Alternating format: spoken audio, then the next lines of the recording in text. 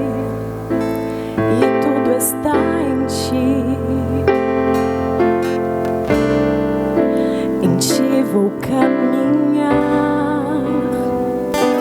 tu és a direção, o sol a me guiar.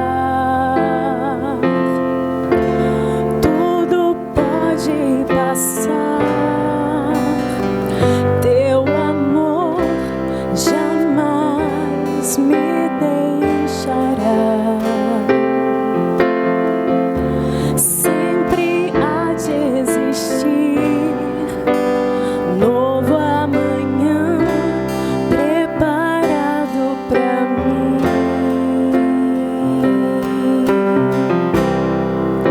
A ti eu vou clamar, pois tudo vem de ti e tudo está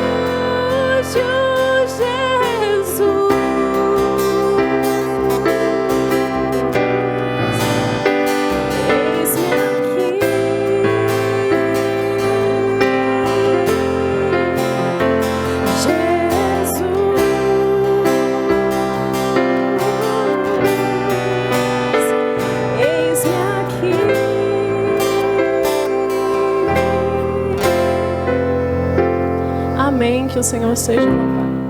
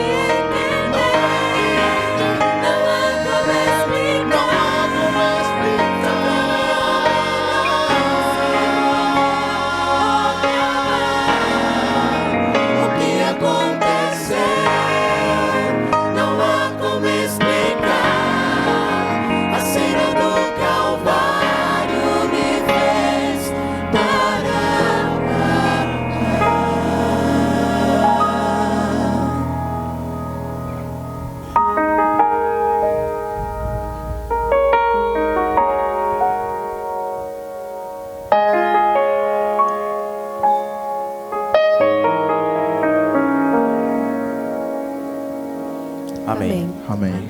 Eu tive um acidente e machuquei o joelho. E fiquei com a perna não engessada, mas com aquela tala que fala, né? Imobilizado, enfaixado. Fazia tratamento, colocava repolho, colocava barro, mas o mais interessante é que eu não podia dobrar o joelho. Aí eu descobri que de joelho para orar é melhor. Por quê? Porque eu estava impossibilitado de me ajoelhar. Depois daquele acidente eu aprendi que de joelho é melhor.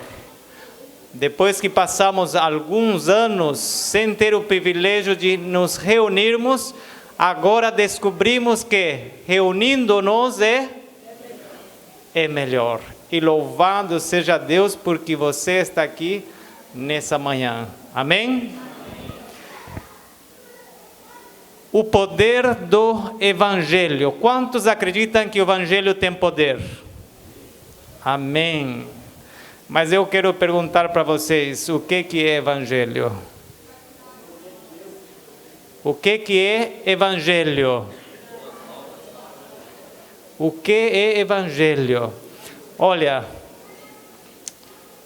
provavelmente boa parte da minha vida eu falei do Evangelho, até preguei do Evangelho, mas na realidade, no fundo, eu não sabia o que era o Evangelho.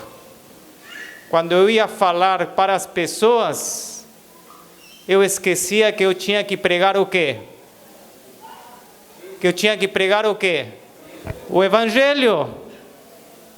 Eu pregava, olha, você não tem que guardar o domingo, porque se você guarda o domingo, você vai receber a marca da besta e tal, e tal, e tal, e tal. Não estou dizendo que isso seja errado, mas eu me esquecia de pregar em primeiro lugar o quê? O Evangelho. E eu percebi na minha vida que depois que eu entendi justamente esse maravilhoso plano que Deus tem para mim e que Ele quer me usar para levar essa boa notícia às outras pessoas, então eu encontrei sentido para tudo na minha vida religiosa. E eu gostaria que, se você nessa manhã ainda não entendeu o que é de fato o Evangelho, que preste bastante atenção. Não vai ser eu que vou falar. Eu simplesmente vou transmitir o que o Espírito de profecia, a palavra de Deus, quer te dizer nessa manhã. Por favor, faça um pequeno esforço. Coloque o máximo da sua atenção.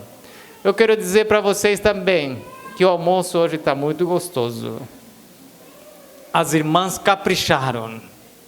Mas ele já está pronto, preparado. Quando aqui falar amém, vocês têm que correr todos aqui para a fila, para você ser o primeiro. Mas eu quero garantir para vocês, isso é pela fé, viu? Que há comida para todos. Mas isso pela fé, estou falando, né? Há comida para todos. Finalmente, falo que não tenhamos pressa, ok? Já são 15 para meio-dia. Poderemos passar aqui louvando ao Senhor, falando dEle, escutando a sua palavra, mas precisamos um momentinho também para nos alimentar, né? Isso pode ser meio de meio, pode ser a uma. Não se preocupem, isso vai acontecer com certeza, ok? Agora vamos nos concentrar naquilo que Deus quer falar ao nosso coração, ok? Estão dispostos? Preparados? Então vamos lá. Vejam só, como Jesus realizava o seu ministério aqui na terra. Ele percorria por toda a Galileia, ensinando nas sinagogas, pregando o evangelho do reino e curando todas as doenças e enfermidades entre o povo. Temos visto que Jesus usava 3 dimensões no seu ministério. Quais foram essas 3 dimensões? Me ajudam? Quais foram essas 3 dimensões? Ele ensinava, pregava e que mais? Curava. E mais pregava, ensinava ou curava? Mais curava que pregava. Ok, isso daí já sabemos. Agora, ele pregava o quê? Ele pregava o Evangelho do Reino. E o que é o Evangelho para você? Para você, o que é o Evangelho para mim? Tenho entendido claramente o que é o Evangelho para mim? Bom, vamos tentar ter uma ideia bem clara a respeito disto, lendo a primeira carta aos Coríntios, capítulo 15, versos 1 a 4, diz: Ora, o apóstolo Paulo falando, ora, eu vos lembro, irmãos, o evangelho que já vos anunciei, o qual também recebestes e no qual perseverais, pelo qual também sois salvos. Olha aí, quão importante é que nós saibamos e aceitemos o evangelho, porque por ele nós somos salvos, se é que o conservais tal como vou-lo anunciei, se não é que crestes em vão. Por quê? E aqui vem explicando o que é o evangelho. Porque primeiramente vos entreguei o que também recebi. Aqui vejam só a explicação do que é o evangelho. Que Cristo morreu por nossos pecados, segundo as Escrituras, que foi sepultado, que foi ressuscitado ao terceiro dia, segundo as Escrituras. Qual é o evangelho? Qual é o evangelho? Cristo que morreu por nossos pecados e ao terceiro dia ele ressuscitou. E ele está intercedendo por nós no céu. Irmãos, isso é fundamental para a nossa vida eterna. Não somente conhecer a respeito da história de Cristo, mas aceitar a Cristo como nosso substituto, como o verdadeiro Cordeiro de Deus que morreu em meu lugar, para pagar o preço dos meus pecados, e agora, aceitando esse sacrifício, pela sua morte, eu posso obter a vida eterna. Pergunto aos irmãos, será que há muitos que ainda estão levando o peso do pecado nas suas costas, na sua consciência? Quantos há que estão aflitos, deprimidos, com a sua consciência que está ali falando constantemente que eles não estão bem? Vivem buscando refúgio na diversão, nos vícios, nos jogos, tentando encontrar um escape, uma solução para seus problemas, mas quando passa aquela emoção, se sentem ainda mais deprimidos. Quantos há? Há muitos. E entre esses muitos, podemos ser até nós também, que conhecemos a verdade, acompanhamos essa bendita fé por anos e ainda não temos paz no nosso coração. Vejamos o seguinte texto. Marcos 16:15 diz: E disse-lhes: Ide por todo o mundo e pregai o quê? O evangelho a toda criatura. Como posso eu pregar o evangelho se ainda eu não o aceitei na minha vida? Preciso, em primeiro lugar, aceitar este evangelho do reino, para eu dar testemunho vivo de que de fato o evangelho transformou a minha vida. E esse evangelho do reino será pregado no mundo inteiro, em testemunho a todas as nações, e então virá o fim. Pergunto novamente aos irmãos, o que é o evangelho? O que é o evangelho? No livro Atos dos Apóstolos, diz assim: a comissão evangélica é a carta magna missionária do reino de Cristo. O que é carta magna? Carta magna é a constituição de um país. E do nosso ministério, a carta magna é a comissão evangélica. Qual é a comissão evangélica? Ide por todo o mundo e pregai o evangelho a toda criatura. Os discípulos deviam trabalhar fervorosamente pelas almas, dando a todas o convite de misericórdia. Encontramos um ingrediente mais nessa mensagem do que é o Evangelho. É um convite de misericórdia. Todo aquele que entende que ele merece morrer por causa dos seus pecados, então o Evangelho se torna um convite de misericórdia. Não, você não vai morrer. Se você aceita esse convite, você tem alguém que já morreu por você, para que pela morte dele você tenha a vida eterna. Veja só um detalhe: os discípulos deviam levar avante sua obra em nome de quem?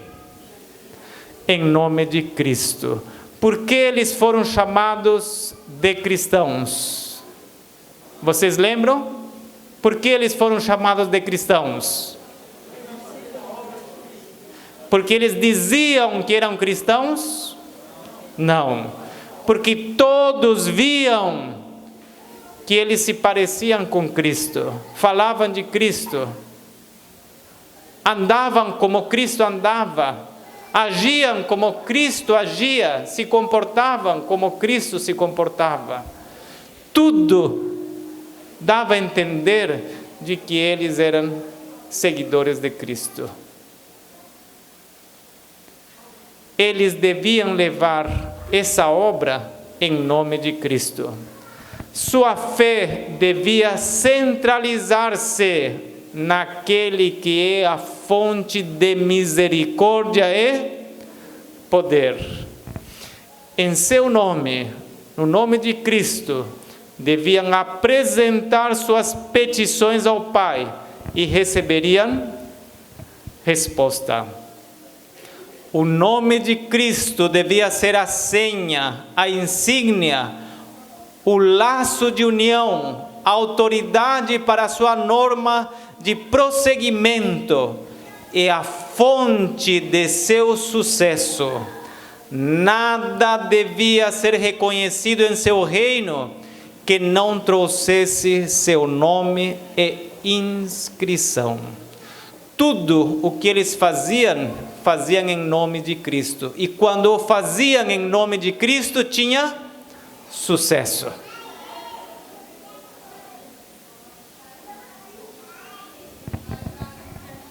Paulo foi aquele que representou melhor o ministério de Cristo. Entre todos os homens aqui na terra, Paulo foi um dos maiores missionários. Seguiu o exemplo de Cristo. E ele nos deixa este exemplo.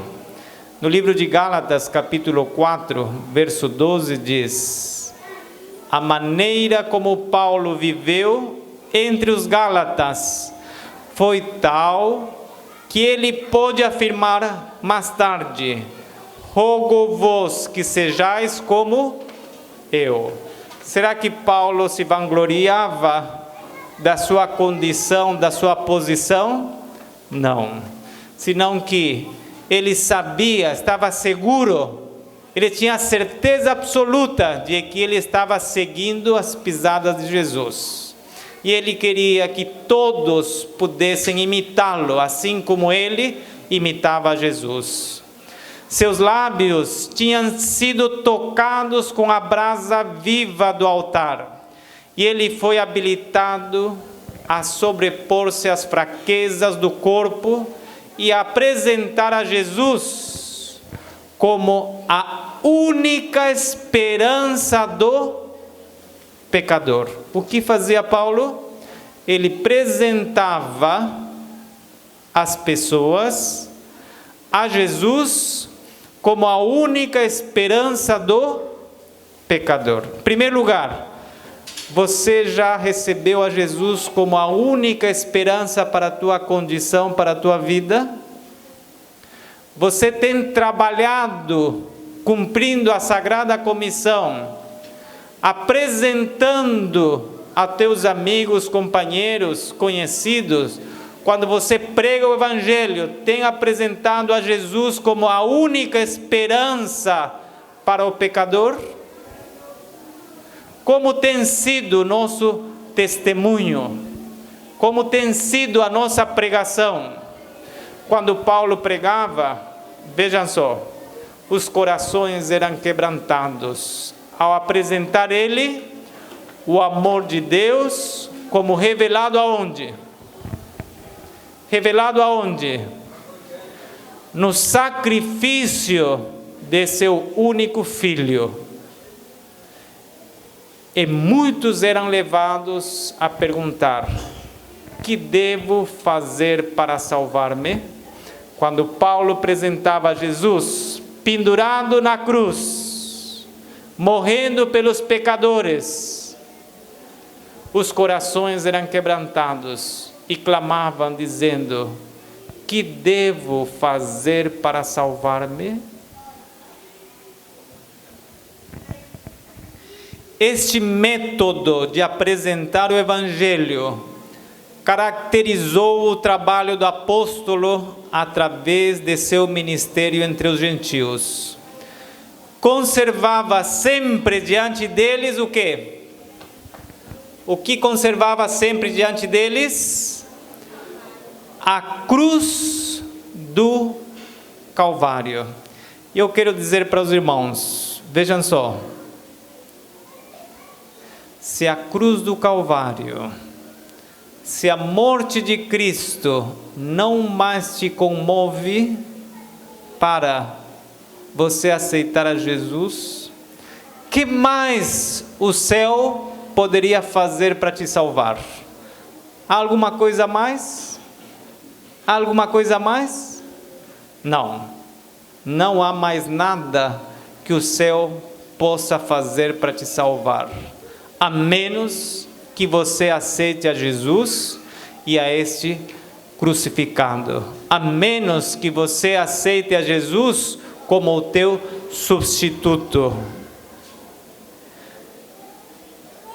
O apóstolo Paulo disse: pois não nos pregamos a nós mesmos, mas a Cristo Jesus como Senhor.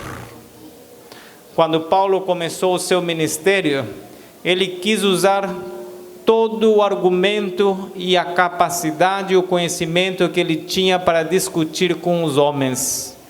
Mas ele descobriu que isso era inútil, que era em vão, e chegou à seguinte conclusão: porque nada me propus saber entre vós, senão a quem? A Jesus Cristo, e este crucificado. Esse método de Paulo tem que ser o nosso método para evangelizar o mundo, para evangelizar a nossa família, para evangelizar os nossos vizinhos. Vejam só, a estes humildes, bem como aos discípulos que tinham estado com o Salvador durante seu ministério terrestre, fora confiado o precioso encargo. Deveriam levar ao mundo as alegres novas da salvação por meio de Cristo. O que é evangelho? O que é evangelho? As alegres novas da salvação por meio de Cristo. Os consagrados mensageiros que nos primeiros dias do cristianismo levaram as alegres novas da salvação ao mundo a perecer, não permitiam que pensamentos de exaltação própria viessem empanar sua apresentação de Cristo e este crucificado. Ocultando-se no Salvador, exaltavam o grande plano da salvação e a vida de Cristo, o autor e consumador deste plano. Cristo, o mesmo ontem, hoje e eternamente, era o seu insistente ensino. Em uma palavra, como podemos resumir o que é Evangelho? Em uma palavra, o que é Evangelho? É Cristo. Essa é a nova, alegre nova de salvação. E esse Evangelho é o que nós devemos transmitir ao mundo. Quando esse Evangelho seja pregado ao mundo inteiro, quando Cristo seja conhecido pelo mundo inteiro, então virá o fim. Agora, há algo interessante. Esse texto também me tocou. Diz assim, olha, não devemos esperar que as almas venham a nós. Aqui, as palavras do irmão Franz Charles, né? Não devemos esperar que as almas venham a nós. Precisamos procurá-las aonde estiverem. Quando a palavra é pregada do púlpito, o trabalho apenas começou. Às vezes nós vivemos preparando-nos somente para pregar desde onde? Do púlpito. Mas no púlpito, nosso trabalho apenas começa. Nós precisamos buscar as almas aonde? Aonde precisamos buscar as almas? Lá fora. Há multidões que nunca serão alcançadas pelo Evangelho se ele não lhes for levado.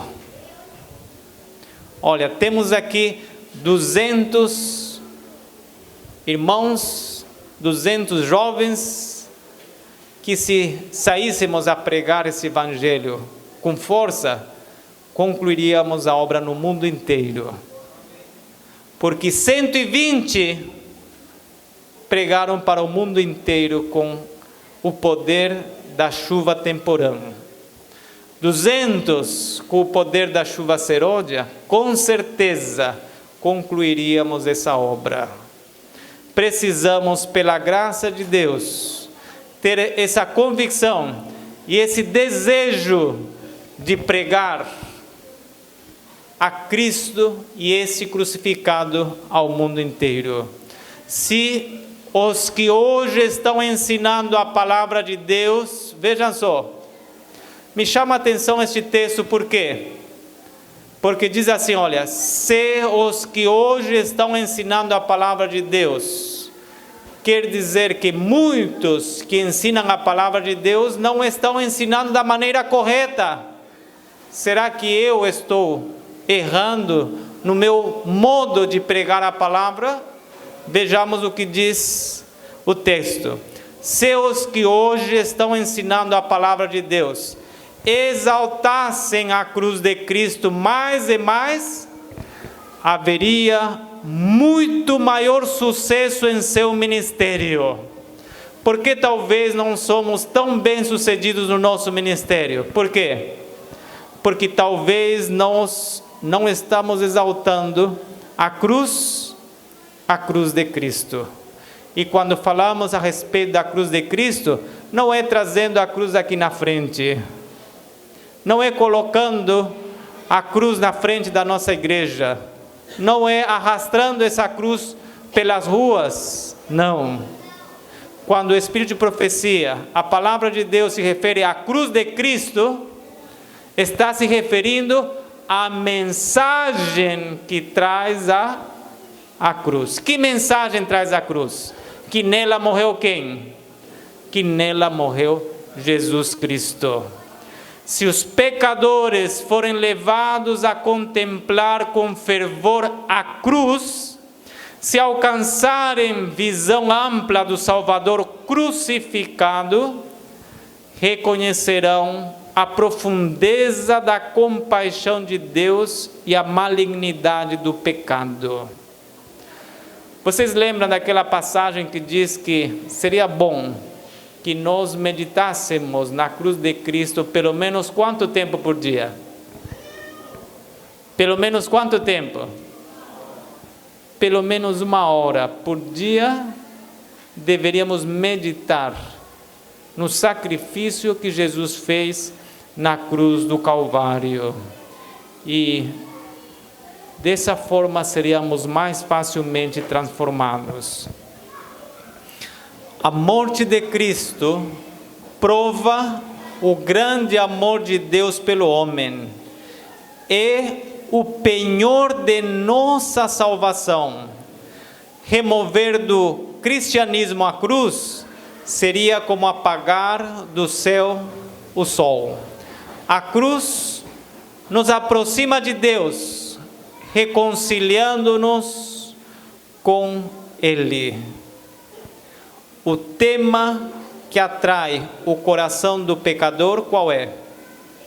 É Cristo, e este crucificado.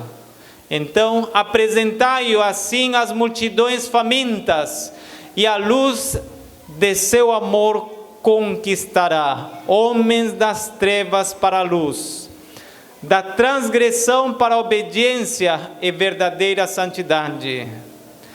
Contemplar a Jesus sobre a cruz do Calvário desperta a consciência para o hediondo caráter do pecado, como nada mais o pode fazer. Irmãos, aqui há uma preocupação interessante. Nunca houve na história deste mundo que tanta gente fale a respeito de Cristo, que tantas religiões existam no mundo, e todas elas, ou a maioria delas, falem a respeito de Cristo. Mas que Cristo é este que a maioria acredita? Que Cristo é este que não tem poder para transformar as suas vidas e os seus corações? Será que é o verdadeiro Cristo? Não é. Não é o verdadeiro Cristo. Sabem por quê? Porque o verdadeiro Jesus, quando nós contemplamos a Ele, nosso coração, nossa mente, nossa vida é transformada. Reconhecemos o verdadeiro caráter do pecado e pela graça e o poder de Jesus o abandonamos. E aqui quero chamar a atenção de vocês.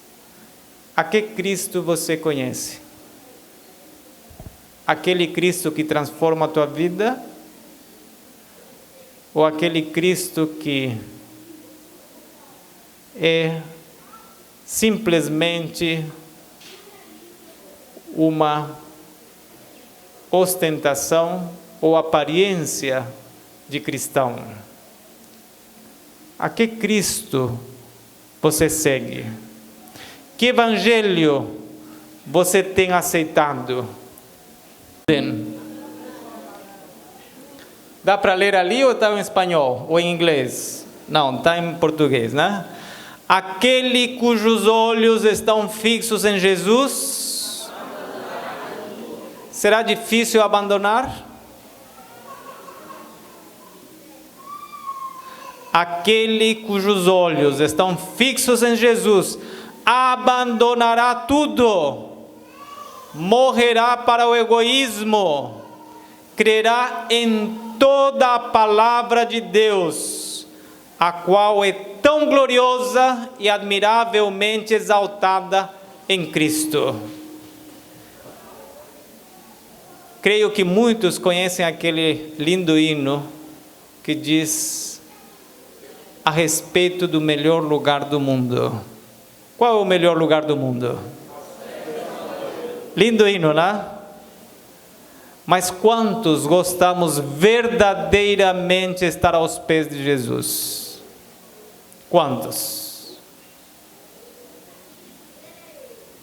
O hino é maravilhoso. Mas passar aos pés de Jesus é um privilégio, é uma necessidade de todo aquele que sentiu a sua condição, que sem Jesus está perdido e que Ele é a sua única esperança para viver. Sem a cruz, não teria o homem união com o Pai. Dela depende toda a nossa esperança. Quando ao pé da cruz o pecador contempla aquele que morreu para salvá-lo, pode rejubilar-se com grande alegria, pois seus pecados estão perdoados. Ao pé da cruz, sabe aquela briga entre casais? O que acontece quando estamos aos pés da cruz? Como se torna aquela briga entre casais? Como se torna? Se torna insignificante. Aquela raiva que tínhamos, o que acontece quando estamos ao pé da cruz? Aquela ansiedade, aquela vaidade, aquele apetite, aquela paixão mundana, carnal, quando estamos aos pés da cruz, o que acontece? O que acontece? Se torna insignificante. Os irmãos perceberam quão importante é que passemos diariamente um tempo aos pés de Jesus? É fundamental, é como alimento diário, é como o respirar da alma diariamente. Ao ajoelhar-se em fé junto à cruz, alcançou ele o mais alto lugar que o homem pode atingir. Se temos alguma dificuldade, se estamos lutando com algo que ainda não vencemos, que ainda gostamos, é porque precisamos ir lá um pouquinho mais de tempo ao pé da cruz. E o que falar para os nossos amigos? O que falar para os nossos colegas? O que falar quando vamos pregar o Evangelho? A estes podemos contar-lhes a singela história da cruz. E Deus os abençoará e fortalecerá ao levarem outros para a luz. A justiça de Cristo vai diante deles e a glória de Deus é sua recompensa. Irmãos, não tem coisa mais maravilhosa quando nós falamos a alguém a respeito de Jesus. Quando falamos a alguém daquele a quem nós mais amamos, daquele que deu tudo para nos salvar. O apóstolo Paulo, olha as palavras que ele usou. Diz assim: porque a palavra da cruz é deveras loucura para quem? Para os que perecem. Para nós que somos salvos, a palavra da cruz é o quê? É o poder de Deus. Se a palavra de Deus tem poder na tua vida, então Deus tem poder para transformar tua vida de dentro para fora. Nada será impossível vencer pela graça de Cristo. Mas para os que são chamados, tanto judeus como gregos, Cristo, poder de Deus e sabedoria de Deus. E finalmente, quero concluir com este último verso, que diz assim, falado pelo apóstolo Paulo: porque não me envergonho do Evangelho, pois é o poder de Deus para a salvação de todo aquele que crê. Irmãos, alguém de vocês tem vergonha deste Evangelho? Alguns dos jovens na escola, na faculdade, no trabalho, preferem ser discreto e passar desapercebido em meio dos demais, para que ninguém olhe para ele e fale assim: mas você é de alguma igreja? Muitos dos jovens podem chegar a esta triste conclusão, de sentir vergonha de testemunhar perante os demais. O apóstolo Paulo diz: eu não me envergonho, porque este Evangelho é poder de Deus para minha salvação. E eu quero falar para você, querido jovem, para você, querida jovem, eu tenho uma filha de 13 anos, as minhas lutas já começaram. Para aqueles que são pais, vocês sabem, e estamos tratando, com a ajuda de Deus, de dar-lhe as melhores impressões. Às vezes temos vitórias, mas às vezes também ficamos meio tristes, mas estamos perseverando. E sabemos que vocês também têm lutas, têm dificuldades, mas o segredo está aqui, em passar um tempo, ainda que seja pequeno, mas todos os dias, aos pés de Jesus. Então você terá poder para testemunhar dele a quem for, porque Jesus transformou a tua vida. E isso precisamos tê-lo sempre presente. O que é mais importante na nossa vida é Jesus. E Jesus deve ser o primeiro, o último e o melhor das nossas vidas. Eu gostaria de concluir falando somente para os jovens e adolescentes. Somente para vocês, jovens. Gostariam vocês de aceitar hoje este Evangelho? Gostariam de fato aceitar a Cristo como seu Salvador? Gostariam de que Ele realmente te ajude a transformar a tua vida? Você deixaria que Cristo te coloque em você o desejo de amar as coisas eternas, mais do que as que o mundo nos oferece? Aqueles que sentiram essa luta no coração e querem clamar a Deus que lhes dê força, eu gostaria que vocês pudessem vir aqui à frente, para que nós possamos fazer uma oração por vocês.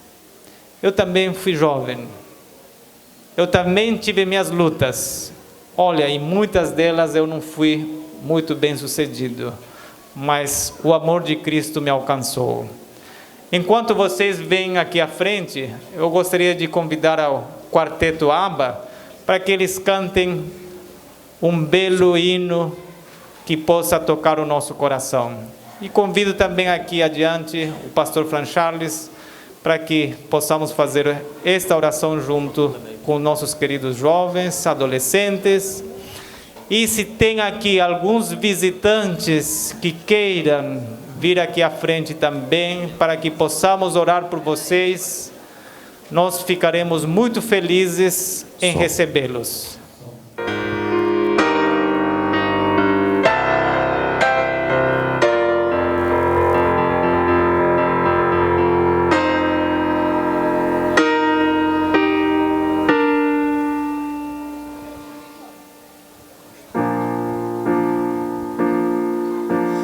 Deus nos chama para servir e o seu nome proclamar, levando o evangelho a cada bairro, a cada lar. Procura homens de valor, de fé e compaixão, de coração repleto do mais puro amor cristão.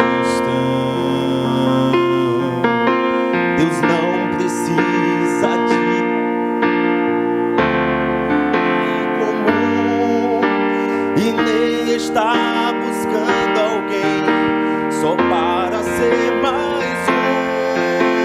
Embora chame a muitos, bem poucos querem vir. Venha então você servir.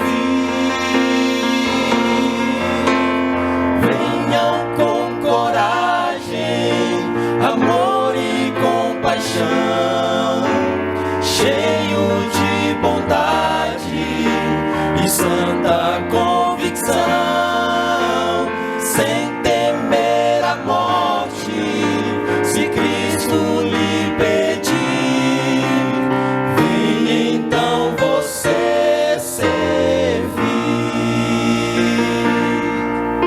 Deus chama aqueles filhos que um dia transformou e quer mostrar ao mundo que a verdade triunfou. São poucos, não são muitos, mas são cheios de poder. Junto a esses quer você. Venham com coragem, amor e compaixão, cheios de bondade e santa convicção, sem temer a morte, se Cristo lhe pedir. Venha então você servir. Venha com coragem, amor e compaixão, cheio de bondade e santa convicção, sem temer a morte, se Cristo lhe pedir.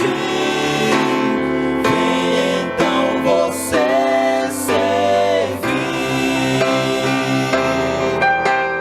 Venha então você servir.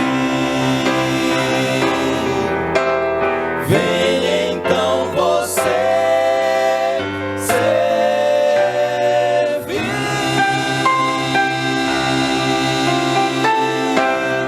Amém. Amém. Vou dar aqui ao irmão Fran Charles. Estamos impressionados aqui pela querida juventude que hoje está mais uma vez aceitando a Jesus como o primeiro e último na vida de vocês. É a melhor decisão que nós podemos fazer na nossa vida. E essa decisão precisamos reafirmá-la, confirmá-la todos os dias, até quando nos encontremos com nosso Salvador Jesus. Eu sei que vocês passam por provas, por lutas, por dificuldades. Deus sabe todas as coisas.